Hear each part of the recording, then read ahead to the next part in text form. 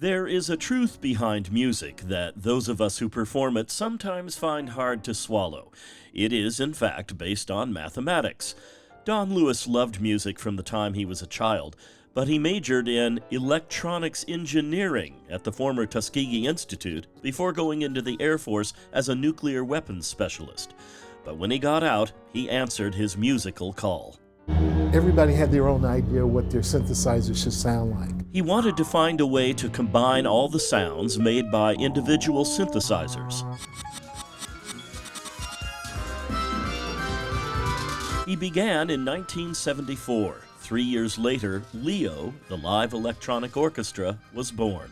I had stacks of keyboards on top, here and here on the side. And to me, it was a matter of pulling them all together. Stacks of keyboards, an invention that's the ancestor to systems used in music production today.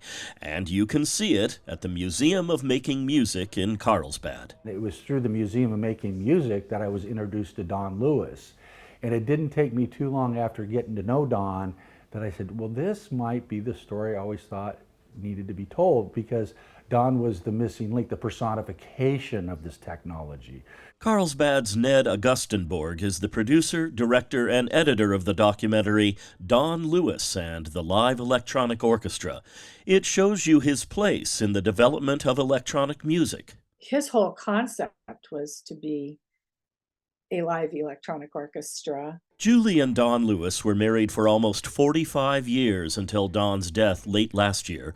He played in nightclubs in San Diego and in L.A. One night, the Beach Boys heard him and hired him as their opening act.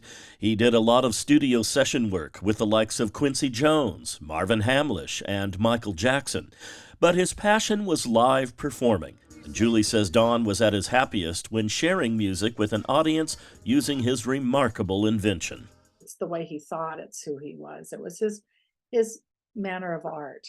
Along the way, there were struggles. When Lewis was booked to perform at certain places in San Francisco, the Musicians Union local there objected and picketed against him. This was very threatening to the union. They felt strongly that synthesizers were not real instruments. But Lewis pushed forward. He worked for Roland synthesizers and later for Yamaha, playing a major role in the development of the DX7, used by dozens of musicians during the 80s. And you had to love him. You didn't have any choice, because you just feel the vibrations of his warmth and his desire to learn about you. Don Lewis is one of those people who's worth getting to know, and that's what Ned Augustenborg's documentary does, opening a window into the life of a remarkable soul who left a legacy of sheer joy through music and his invention he used to make it.